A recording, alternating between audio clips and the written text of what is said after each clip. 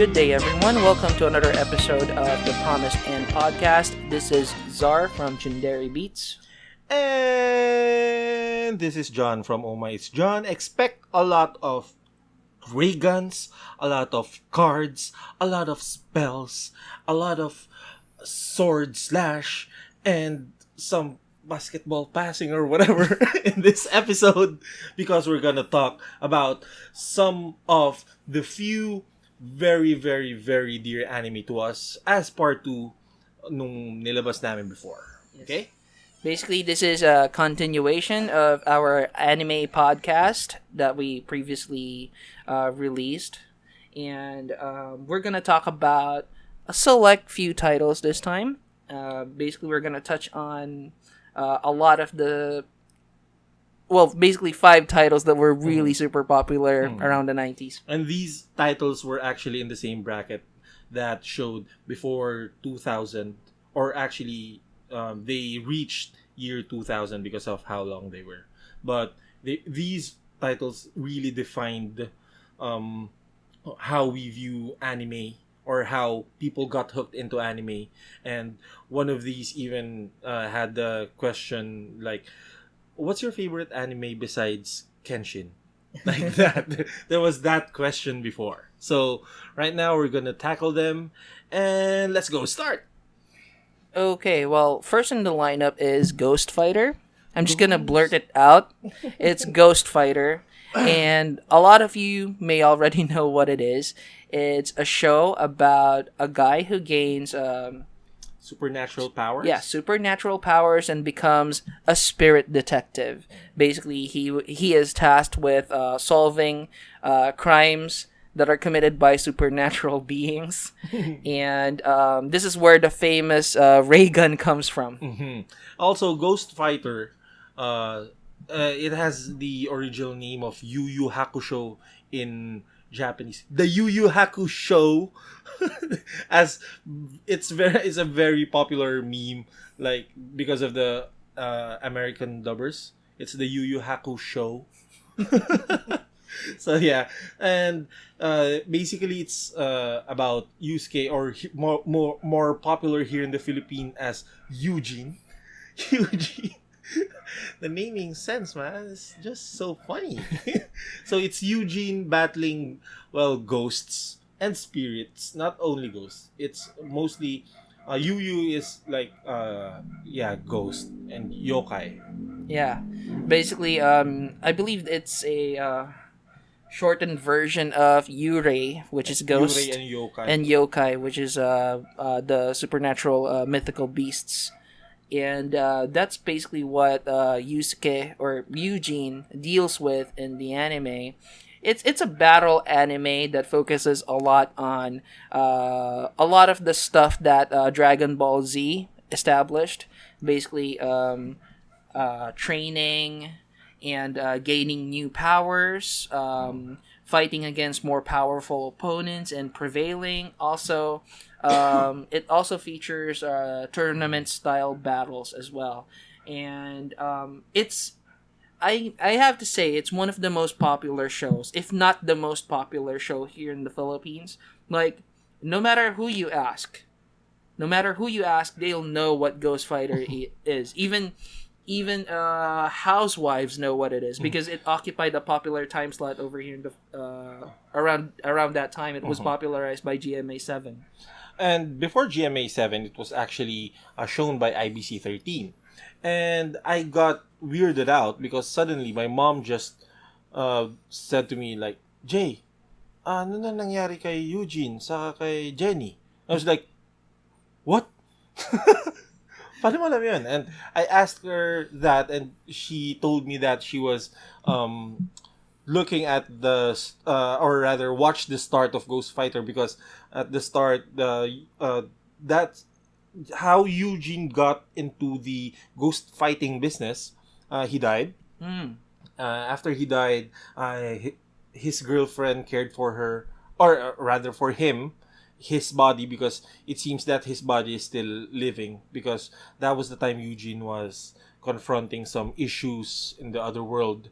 He still didn't he has some unfinished business, blah blah blah. Okay, so after that, he started to when he accepted being a spiritual detective, uh, or what did they call it here in the Philippines? Ghost Fighter. No, like his title as a spiritual detective.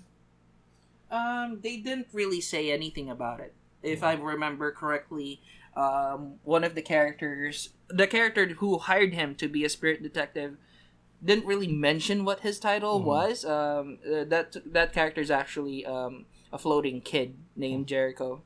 And actually, the one who scouted him was the ferryman of the other world, or in this case, the ferry woman of the other world, Botan, popularized here as Charlene. Charlene. Yeah. Yes, and Charlene's a blue-haired ghost that rides the ferryman's, what do you call this, sagwan, Yeah, she rides an oar. an oar.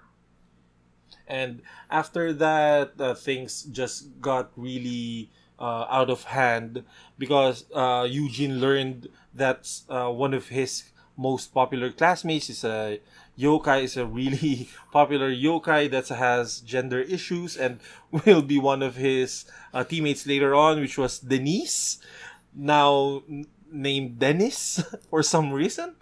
Yeah. I think this is Ghost Fighter. Um, Ghost Fighter is one of those early Philippine anime that had localization issues where they thought some characters were of a certain gender when they're actually the opposite gender.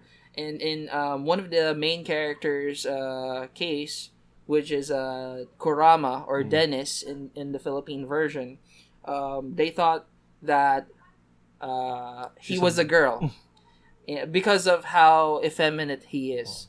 And unfortunately, during the course of the story, he suddenly turned into a guy. One day he turned into a guy. Basically, they changed voice actors because at first, Kurama or Dennis was voiced by a female voice actress. And after a while, they sort of realized that he was a boy and they changed the voice actor. This happens twice in Ghost Fighter. There's another character, Eugene's master, Jeremiah, who is Genkai in the Japanese version. She was, this time, they thought that he was a guy. Because Genkai or Master Jeremiah was portrayed as a small figure with flowy, curvy hair, and he looks very eager to punch someone. So Master Jeremiah was thought to be a guy, and he was voiced as a really old guy that makes you remember Haposai from Ranma. Yeah, and fortunately, this was fixed after a lot of episodes.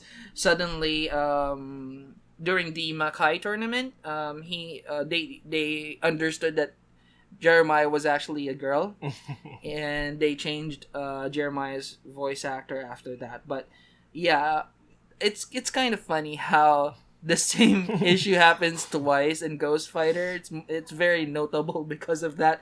But also, it's one of the first shonen anime to really reach a wide audience over here in the Philippines because of GMA 7 and how they assigned it to that time slot. Basically, you get to see Ghost Fighter every day, and it actually became a tradition to actually watch Ghost Fighter while eating.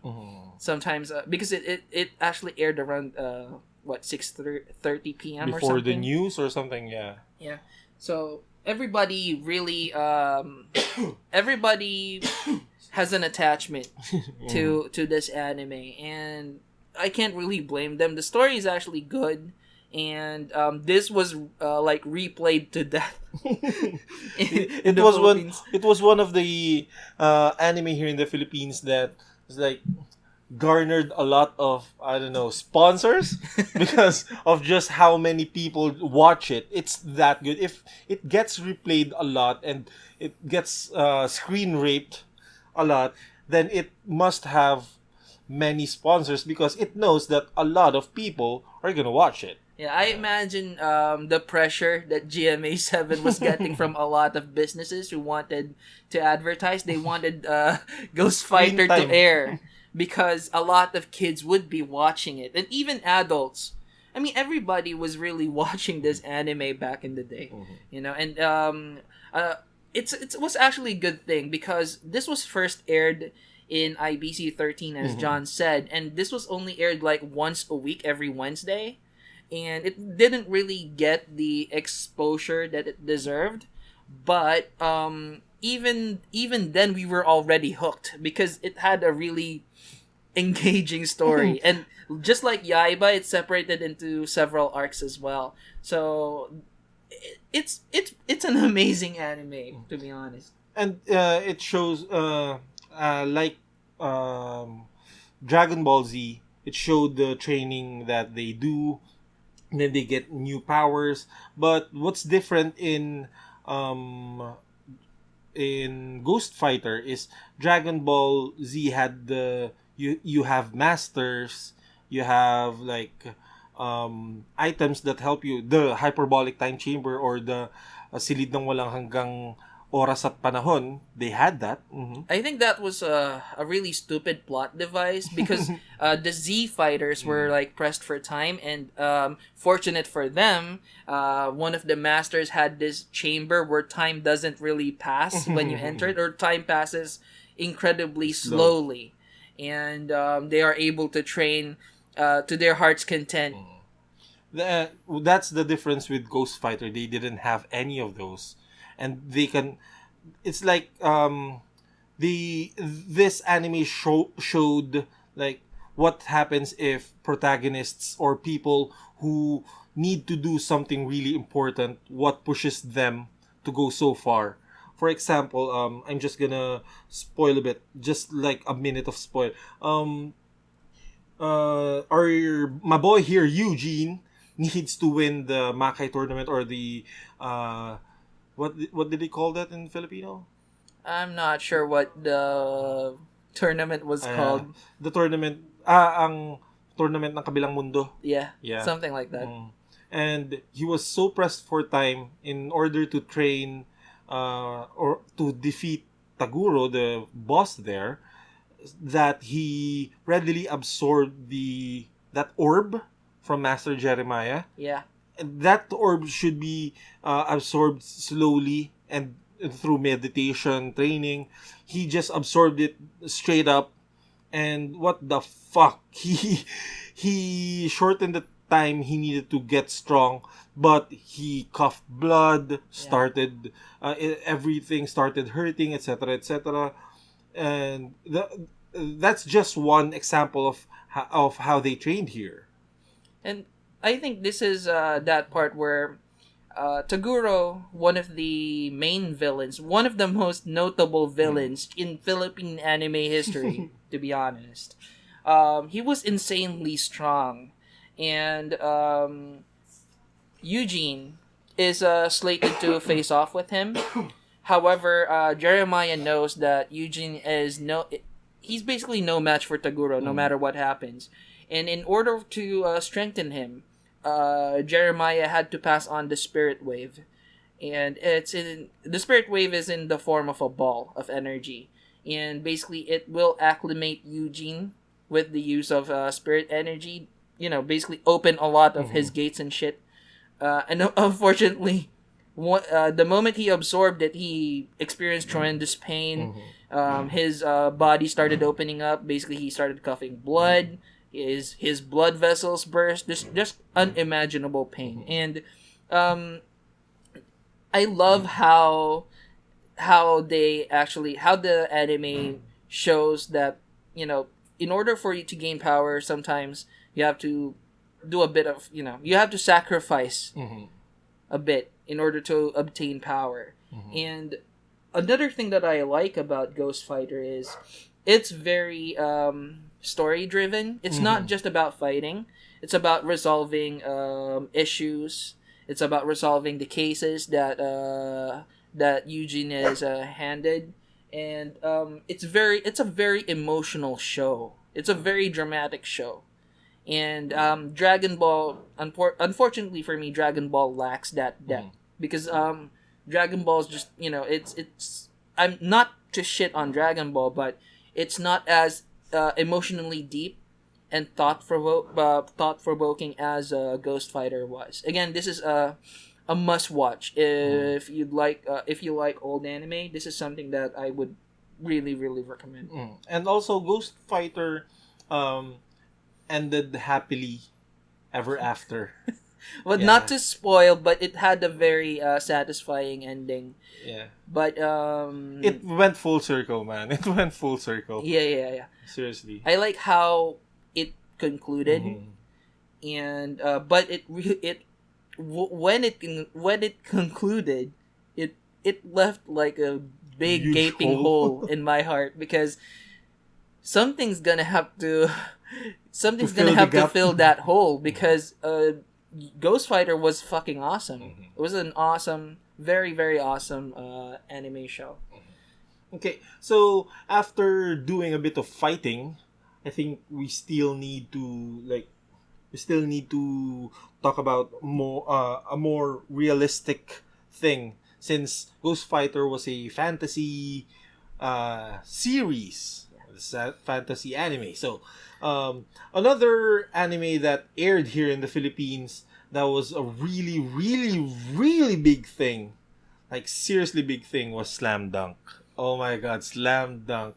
Back then it was like a basketball tutorial for nerds, for otakus. And it was so relatable as well because in Slam Dunk, you have a protagonist who really doesn't know anything about the sport. He doesn't know about basketball.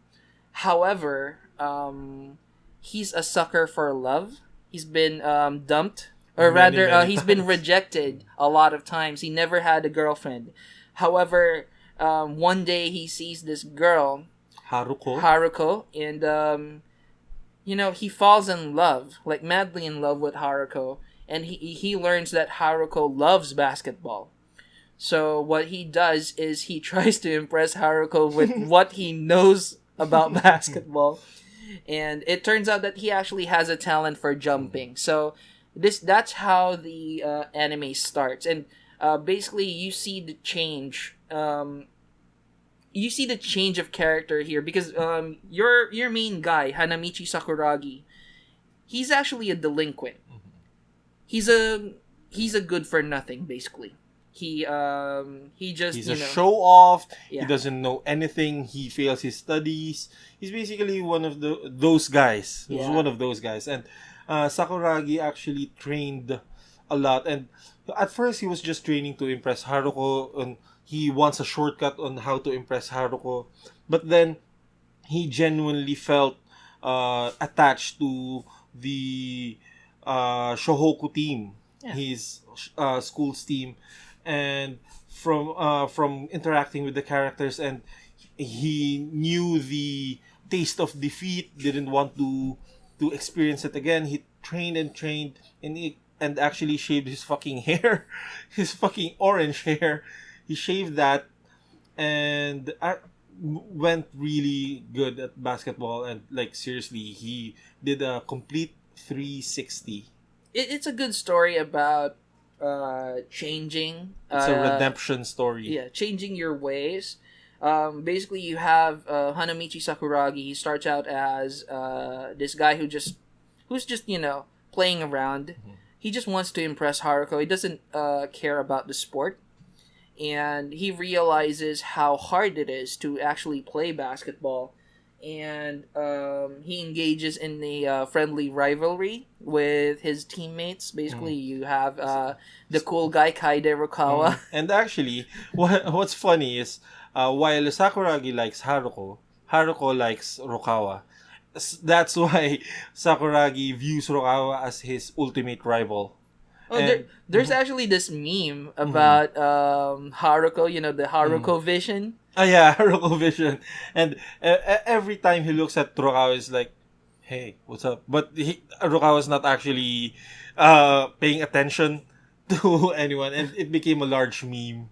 Yeah, back when we didn't have internet, we already had memes, and Haruko Vision was one of them. Basically, whenever Haruko sees Rukawa in the field, everybody else disappears. Mhm. She just sees Rukawa playing. And bubbles. There's the bubbles, the yellow background, the lights, the colors. It actually becomes like a shoujo anime. In Haruko's eyes, it's always a shoujo anime. But then again, Sakuragi wanted to impress Haruko, but learns the value of teamwork, learns the value of hard training, and the anime ended with another happy note, but it's kind of bitten because it was actually continued in the manga and the light novels, but suddenly the anime got cut short. So we didn't see the inter high competition, the esteemed inter high competition. I like how it's very specific with the systems that govern high school basketball in Japan. I growing up as a kid growing up, I didn't really know anything about basketball. I don't really play the game. But there was this one time when I really tried playing basketball, and it's because of Slam Dunk. Because I was an anime I was an anime nerd. I think I still am. Me too, don't worry. And Slam Dunk sort of inspired me to do basketball for a while. But it didn't work out. Also, Slam Dunk, it's that's why I said it's basketball tutorial for nerds and otakus, because it has this explanation whenever a new move is being done by a character, like a crossover dribble or a bounce pass or a lob pass, a 3-point, and a slam dunk. Yeah, that's every time that happens. I also like how the moves play into the rivalry. Like there is this one scene with Kaide, because Kaide is extremely good at basketball, but he's not really a team player, right? And he isn't really sociable as well. Yeah, and they face off with a rival team, and he's facing off with the other team's ace, Sendo. And Akira Sendo. yeah, he's actually the coolest guy in the anime. And he's the best player other than... Well, Sendo's the best player, but Maki's the best leader. Yeah. And what happens is, as they are facing off, Sendo kind of does this dribble trick. Change of pace? Change of pace. And then, of course, you have this other character who kind of analyzes everything. And he kind of says, oh my god, he did a change of pace. And like, Rukawa was visibly shaken by this. But to get back at Sendo, he sort of copies it. I think this is sort of memed. There's this other popular basketball anime right now. Don't hate, man. Don't hate. Oh, I'm not hating, all right? But I hate it. But I'm not hating when I say that there's this other popular anime basketball right now. It's called Kuroko no Basket. I think this is memed when one of the characters in Kuroko no Basket, Kise, whose specialty is copying moves, he actually does Aomina's moves, including change of pace. right? So it's like paying homage to it. Yeah, not really a meme. Come on, you know how anime is right now. Yeah. But yeah, Slam Dunk was written and illustrated by one of the best mangaka ever, Takehiko Inoue, and his style is very distinct. If you watch Slam Dunk, you'll see that it's a piece of art, really, and it's very realistic in terms of basketball. So you just want to hate on the fact that there's no the zone in Slam Dunk and it's way better than Kuroko. But still, seriously, Slam Dunk was the best at its time. We need a basketball manga or a basketball anime at this time, and that's what Kuroko no Basket gave us, man. It's not the best anime at its time. It's the best basketball No, anime yeah, ever. it was. Ever. Did you hear that? He went close to the fucking mic just to emphasize his. Sorry, give me a charger. Okay, so since Slam Dunk aired, a lot of people, a lot of kids went into basketball, even those that weren't really interested in basketball, and it was a good thing, really, because the people who or parents think that watching these kinds of shows only ruins don't watch that will ruin your childhood, you won't get anything from it. But no, actually a lot of people were encouraged, even my guy Zar here got encouraged to try basketball, and a lot of them Zar was unfortunately unsuccessful, but a lot of them were successful in doing that or in trying out basketball. So that's a plus. Okay. And even parents watched the show. Come on. Yeah, even parents watched the show and they were really fun to look at. And again, like I said earlier, this is a show about redemption. A lot of the team of Shohoku's team themselves, all of them, not only Sakuragi, had a redemptive moment. Mitsui is again another delinquent, was a former ace of Shohoku Ace, that after they lost, he thought that basketball is shit. Then he started to fight. Then he had this redemption moment, and he went back to the team and actually played properly this time, in order to honor the game and to honor the team. He became the 3-pointer. Then there's Akagi, who was so stern and strict, and he's the big brother of Haruko. There's Glasses guy. I don't give a fuck about his name. He's the clutch shooter that his backstory spanned 1 week. The Glasses guy is Kogure. He's the token analyst of the team. And also, Ryota Miyagi has a similar kind of background where he tries to redeem himself and betters himself. And Rukawa eventually learned how to play as a team with other people. Yeah. And especially when Sakuragi at the last moments of Slam Dunk's anime showing the anime, he learned to pass to Rukawa, to his rival. That was a big moment for us, guys. Yeah, basically, suddenly winning was more important than anything. Yes. Suddenly, winning with the team is more important than anything, and it's a really good feeling for those who patronized Sakuragi because of his failings. Suddenly he learned, and after passing to Rukawa shoots, it scores. Sakuragi runs to the other court and, guys, defense, ano ba kayo? It was it's like, what the fuck? Why is he so serious now? It's that feeling. It's just so epic. I Seriously.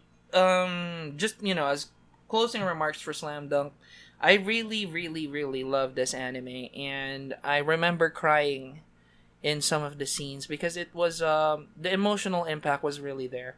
And if you like sports anime, you can't go wrong with this one. It's on par with Captain Tsubasa, but that's another story.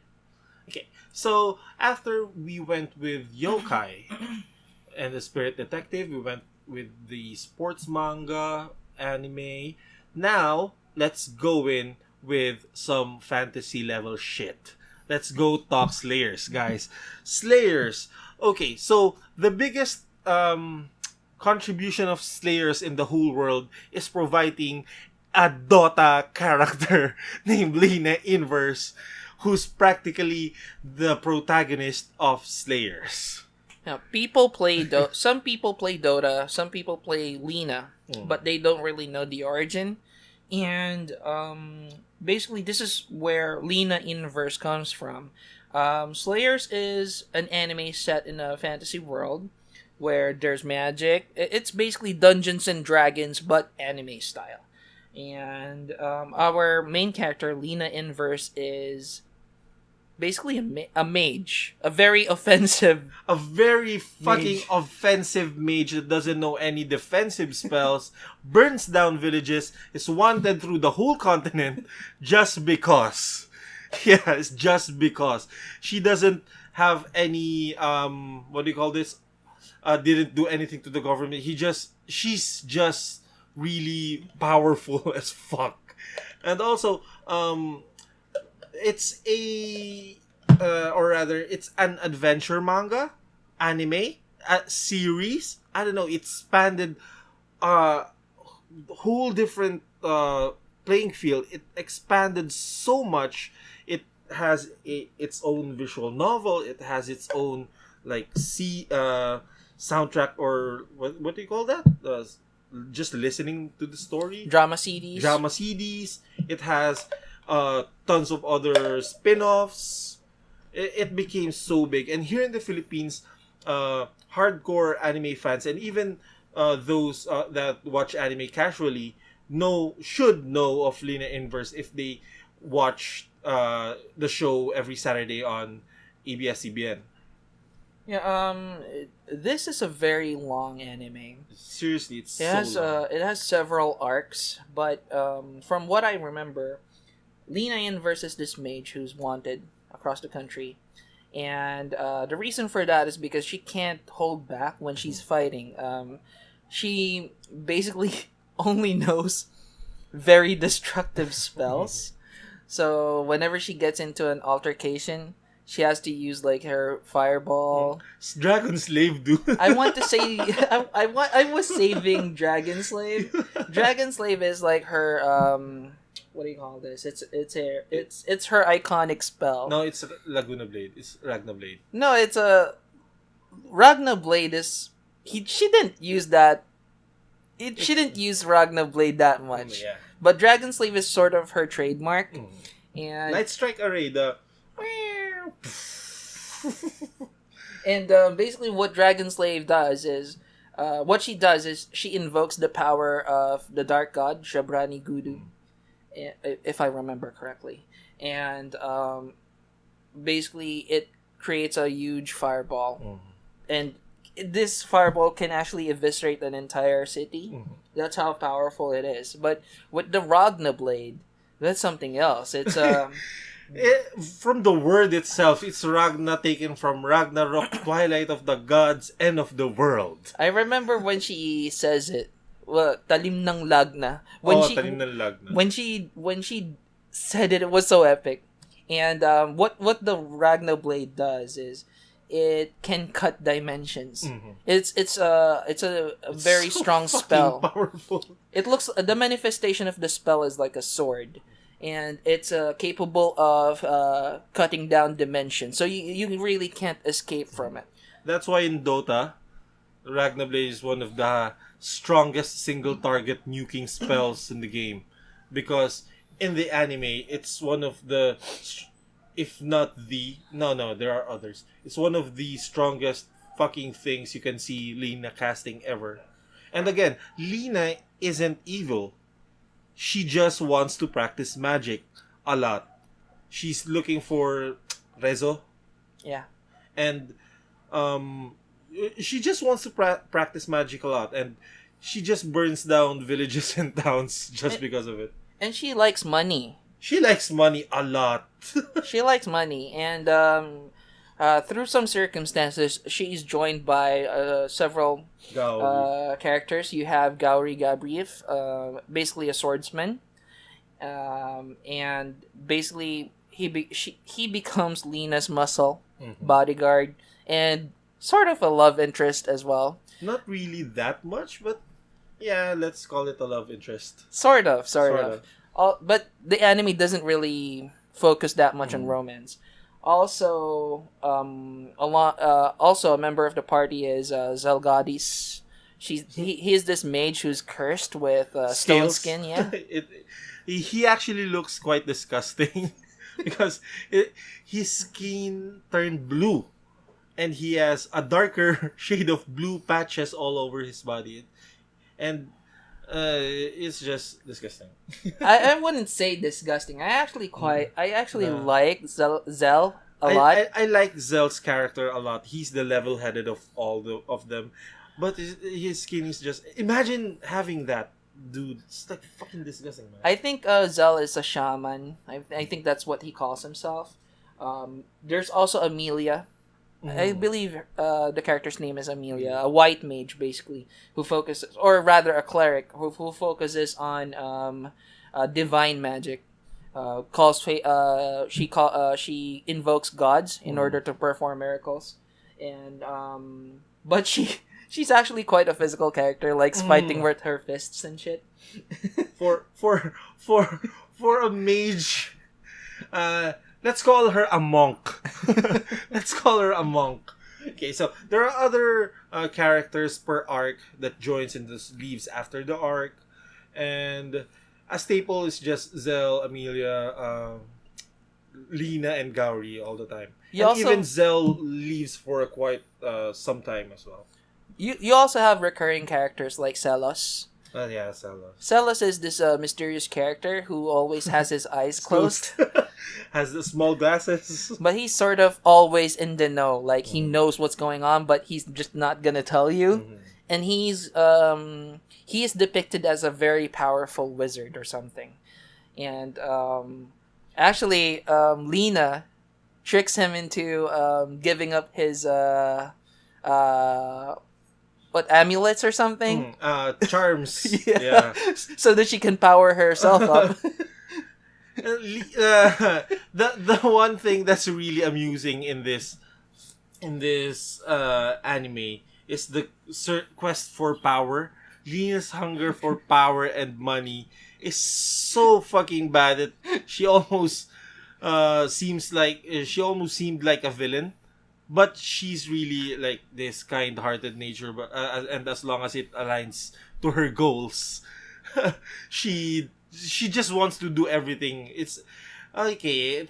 Putting it into a positive light, it's a series about freedom.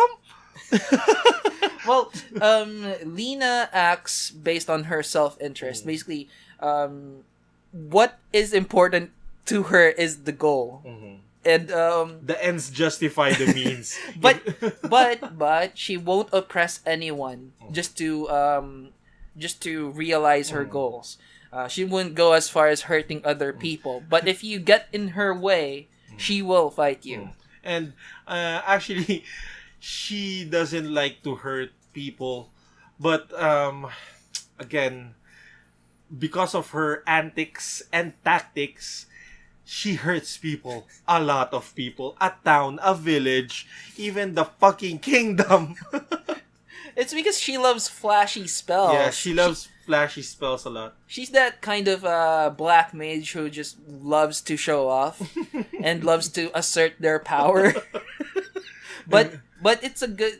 The supporting characters are a good counterbalance to this. So basically, you still have Gauri and you have Amelia, to rein in Lena whenever she gets too crazy. So again, this is one of those shows that really focused on magic, and you didn't really have a lot of shows that showed magic in this way. It's a show.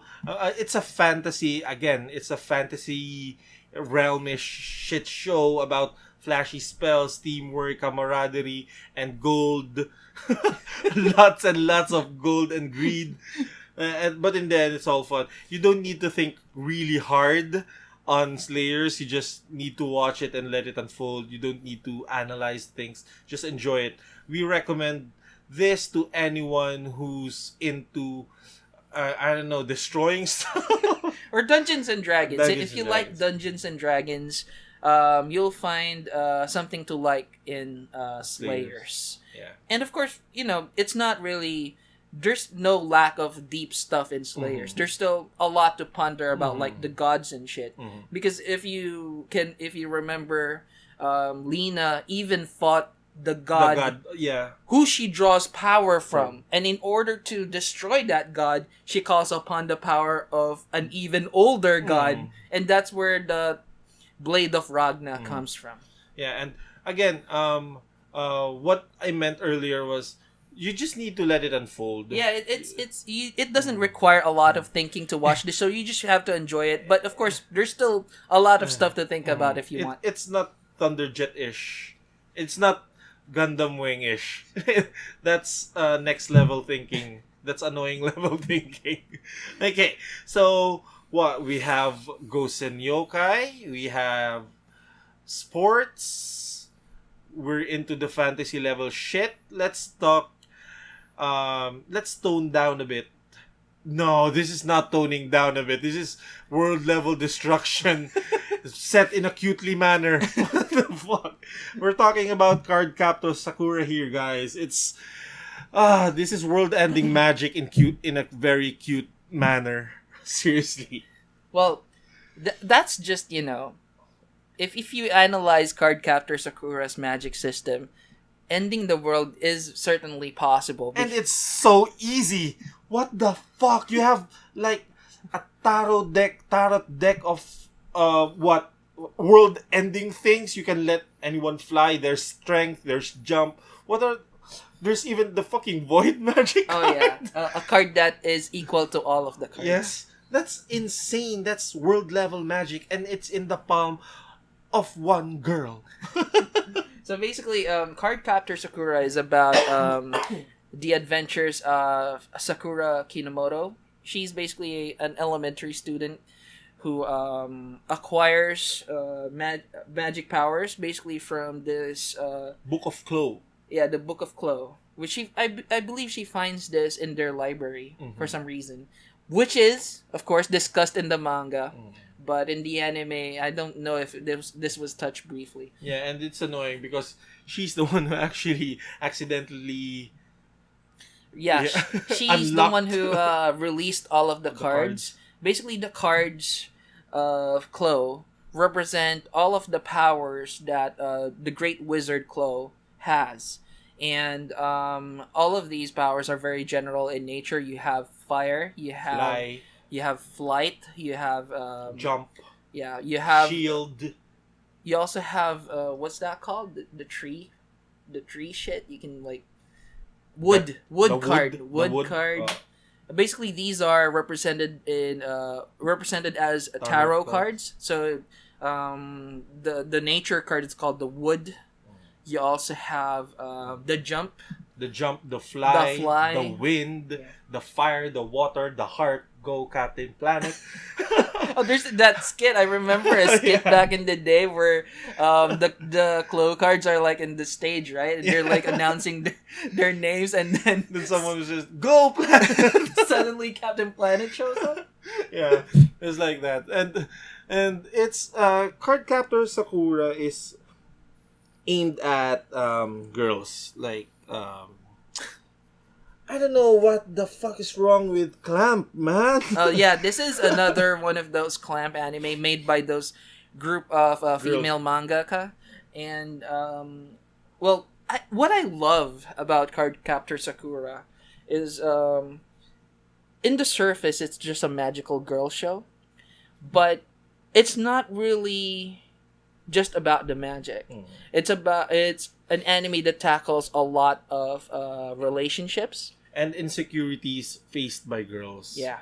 The cards actually manifest when Sakura unleashed the cards into the fucking world.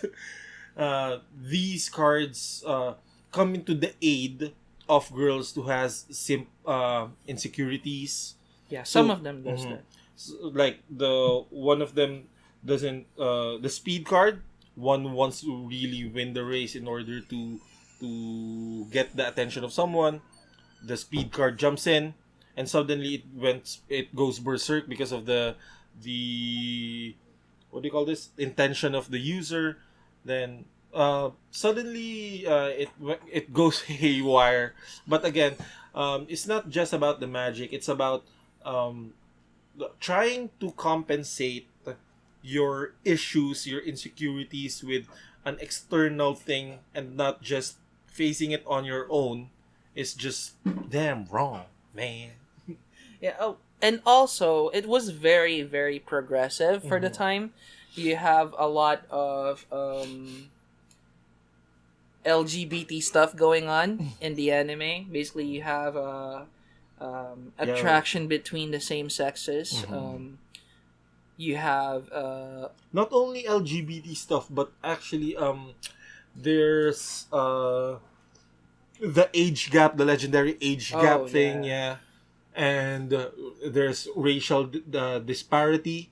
Like Lee Xiaoran's supposed to marry that Mei Ling, yeah. then but Lee actually likes Yukito, which actually Lee realizes that she likes Sakura, but she's engaged to me. There's things like that. There's like a web of relationships in Yeah, the anime. seriously. And the only one out of it was the fucking Cerberus creature. And it's really convoluted but fun to watch. Even though I'm a guy, I enjoyed it. The powers just kept going. Every episode has the power that just escalates too much, and suddenly I just can't stop watching it. Basically, it also follows the format of a monster of the week show, Mhm. wherein Sakura, in every episode, Sakura needs to deal with a new card and the challenge that the new card presents.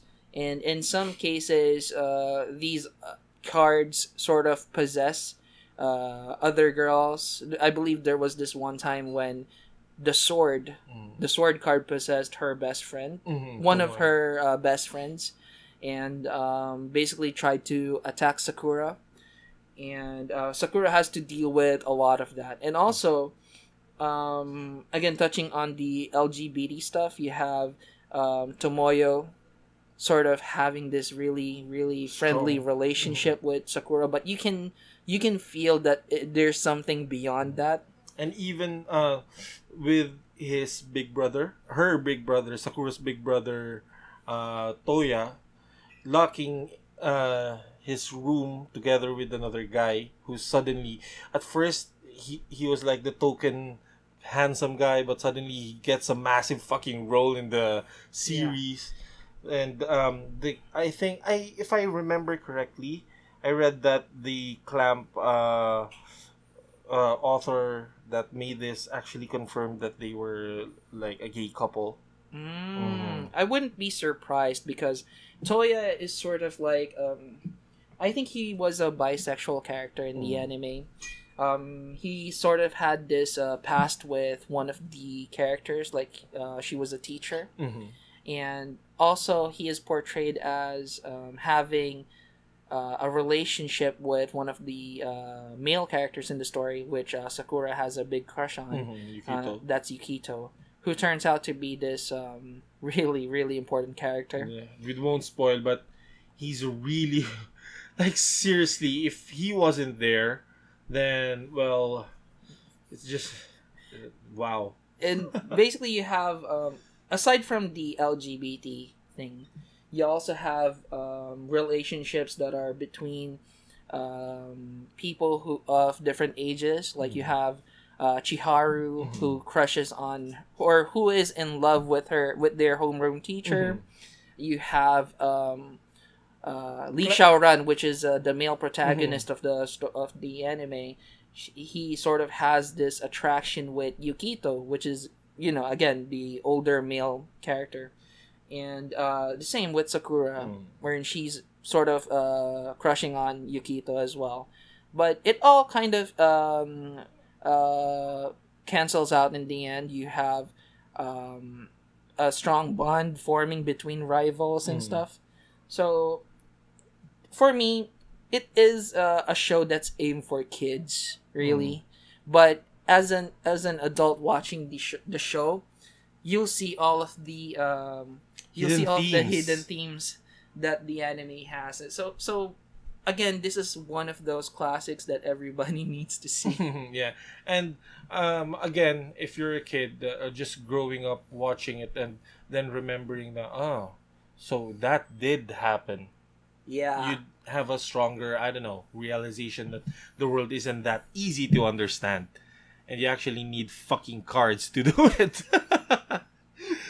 Okay, so to recap, we have uh yokai, ghosts, whatever. Then Balls. balls, weird balls. Then we have yeah, balls in sports. We have fantasy shit and burning village, money grabbing girls, and then you have uh, Confucian Lord cards. Now let's get into the anime here in the Philippines. Like seriously, it's the anime. I'm not even joking. Ghost Fighter was the biggest fighting anime, but the biggest anime period has to be Samurai X. I don't Seriously. know about that, but yeah, Samurai X was It pretty was big. big. It was pretty big. Again, it spawned the question, what's your favorite anime besides Kenshin? It spawned that question, man. Like, what the fuck? Yeah, I remember a lot of people watching this, even my parents. Yes. watching it. It was so good because, again, okay, let's give a quick synopsis. So Kenshin is about this wandering swordsman who's what? It's not Kenshin, okay? Okay. It's Batusai Himura. No, I'm Are you saying fun? it's not Kenshin. The title is No, Samurai it's X. Samurai. No, it's Rurouni Kenshin. Okay, Rurouni So Kenshin. Kenshin works. Come on. Kenshin works. Kenshin is about. I'm shortening the name. It's RK. Okay. Okay, so we're gonna level with you guys. You know, we need to level. Samurai X is about this wandering swordsman, wandering Ronin, which is a masterless samurai, set in just in Japan, just a few years after the shogunate has been abolished. The shogunate system has been abolished. So it's a time of change in Japan, and there's this wandering swordsman named Kenshin Himura who suddenly found himself in, was that Tokyo? It was Tokyo, right? It's in the capital, so it has to be Tokyo, the new capital, which is Tokyo. Yeah, maybe. Probably. Okay. So he suddenly finds himself just wandering around, hungry, and he has this things happen to him in different manners that uh, keeps up digging his past that he's trying to hide, because apparently he was the best assassin the previous warring factions, one of the previous warring factions had, and he killed a shit ton of people, like a shit ton of people. What his thing was, basically, Kenshin Himura was the legendary slasher known as Batusai, and through his actions, through his killings, they were able to actually topple the shogunate, and it ushered in a new era for Japan. However, after all of the killing, he reflected and vowed that he will never kill again. That's his quirk. Yeah, and he didn't even have a name, right? If I remember correctly, Kenshin Himura is an alias. Batusai is a title. He didn't have a name. He was this lonely orphan picked up by a master, set in an era that required him to kill in order for peace to be born. So, he's one of the unluckiest guys in the world if you think about it. And Kenshin finds solace in having friends that actually understands that he isn't just a murdering tool for the government. So he experiences a lot of what do you call this trials that keeps on urging him to return into a killer, into a blood crazed killer, but uh, his companions just keeps reining him to keep being humane this time, because he's not fighting for the government, for anyone except for himself. They keep reminding him to fight for himself this time. What I like about this one is it has the feel of a period drama, basically set in the Meiji era, I believe, when the shogunate was just abolished and people were starting to adapt to Western culture, and a lot of the uh, basically a lot of samurai were Masterless. indisposed. Yeah, and basically Himura finds peace in not killing anymore. He abandoned his slasher ways, and however he gets into trouble a lot because of his scar. He has a very iconic scar in his I think it's in his left cheek. Left cheek.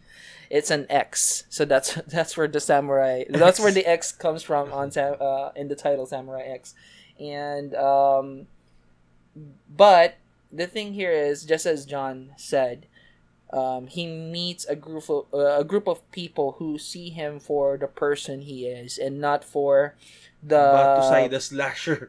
for the person that he was.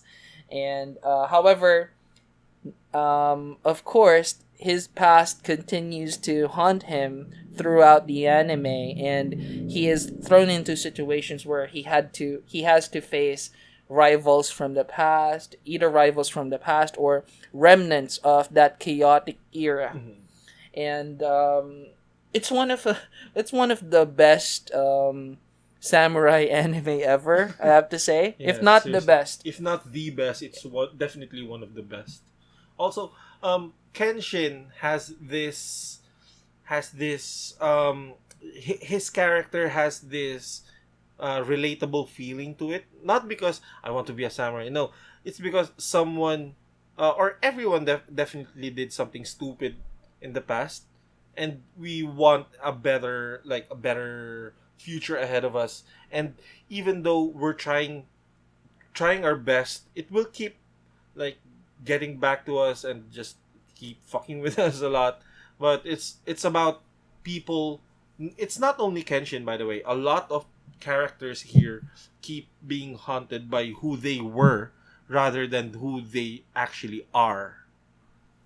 And one other thing that's really iconic about this show is Kenshin's sword. Basically, his sword is a reversed edge blade. It's a sakabato, and it kind of represents his resolve to not kill, but of course, it still retains its edge.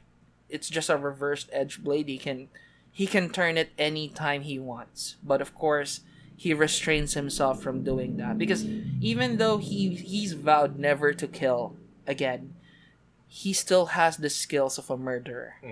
And no matter how much you kind of romanticize what he did, like how his deeds changed Japan for the better, it doesn't change the fact that he killed a lot of people. A lot. And he basically, the price that they paid for that change was really, really high. So basically, he locked his blade forever, and a lot of people in the anime, just as John said, had the same duality as Kenshin. Basically, some of them are still stuck in the past, like one of the main villains, Jinei. He still wants to kill people, and he wants to bring back the age of anarchy. Yeah, just because Jenny wants to bring back the previous age where it requires him to kill people because he can't kill anyone now that a new law or rather new rules has been set in society. There's police now and stuff. He can't actively kill anymore, and that's why no, I won't spoil anything. Just search for it or watch it. There's also Ayoshi. Yeah. He's the leader of a group of ninjas before the Oniwa band. Oh, by the way, these people exist. Oh, yeah. Seriously, these are based. If not, they are the actual persons. This is a Japanese history anime. Some of these people actually exist, and you can or are based in real life people. Kenshin was actually based on the most brutal assassin that ever lived in Japan at that era, which was also called the Batosai, the slasher. Actually, saying Batosai the slasher is really redundant. It's like sword slasher the slasher. But basically, he remains unnamed to this day. So they kind of spun a story about the person behind the title changing his ways and becoming this man for peace, which is Kenshin Himura. And you can sort of understand a lot of the villain's motivations here because they were just they were samurai and they mattered before. However, when the shogunate was abolished, they no longer had a place in society. So it was, I guess, very jarring for them to suddenly lose their importance in the world. And I think that's what grips a lot of the characters here in Samurai X. You have a lot of characters who Lost their place. yeah, who lost their place. They can no longer earn a living with the trade that they know. They no longer have a purpose in life, basically. And like Kenshin, some of them even went insane, crazy, or like they have all the blood on their hands. What the fuck am I gonna do? I can't go back to being in. I can't go back to the light. Yeah, some people just don't. They no longer believe that they could keep up with the times, that they could adapt with what the country has become. And some of these characters, like one of the primary villains, Shishiya, one of the most memorable villains in all of all time, he sort of tries to bring that age back because in that age they mattered, strength mattered, and he just doesn't see how he could live without that rule, right? But he basically lives under creed. The strong shall weak and the strong shall live and the weak shall die. The law of nature. Yeah. Also, Samurai X Rurouni Kenshin featured here in the real world featured the best songs ever in an anime series. Like seriously, they don't have if they have a sucky. What's the feng shui ending song? I believe it is still Junjo no Kanjo. So it's still good. Yeah. So there's no trash song in that series. Seriously, some of their songs were sang by Lark and Seal. Lark and Seal. The one of the best J-rock, J-pop bands in Japan or ever in the whole world for in that matter. And they contributed to this anime even for 4 episodes. But seriously, one of the things that you can't talk about Kenshin if you're not gonna talk about the songs, man. They just matter a lot. Especially that fucking no Junjo Nakanjo. The one third. What's the other? No Junjo Nakanjo. 1/3. Yeah, that's it. 1/3. No Junjo no Kanjo. And you also have Heart of Sword by TM Revolution. You have Fourth Avenue Cafe by Larkin Shell. Sobakasu by Judy and Mary. One half by that really cute girl. It's Gonna Rain. It's Gonna Rain. It's Gonna Rain. That song by Curio. I forgot what the title was, but it's one of the songs that I like. Mm-hmm. And there you go. You have basically kick-ass anime with kick-ass songs, with a kick-ass story, with a kick-ass MC. The MC Kenshin has never been a pussy. He fights when it's needed. He just doesn't kill. So he doesn't. If he wants to fight, if he needs to fight, he fights with no remorse. Like seriously, he will hurt you, but he just won't kill you. He will hurt you enough that you want to kill yourself. To be honest, Kenshin is portrayed in the anime. Kenshin is portrayed as the best swordsman ever, really. And the only reason why some of these characters are like hurting him and beating him is because he doesn't want to use his blade. Mm-hmm. But there are a lot of instances wherein if he actually just used his blade, it would have ended instantly. Yeah, all the fights would have ended like seriously. Doesn't even reach a minute or two. He's that strong, but his craft has a price, and it's his body. Don't go into it, Zar, because we're gonna spoil things. Yeah, well, just as a closer for Rurouni Kenshin for Samurai X, Samurai X is so popular, and it basically spun off a lot of other projects. Basically, you have the direct-to-video animes, basically Trust and Betrayal, which discusses or which depicts how the story began, how he was picked up by his master. You also have Death of Kenshin, which chronicles the last days of Kenshin. And you also have the live-action movies. That were... Live-action movies that were actually cool, like seriously. Yeah. Also, there was a reimagining of one of the arcs, the Kyoto arc. I believe there's like a 2-hour movie or something that shows the Kyoto arc.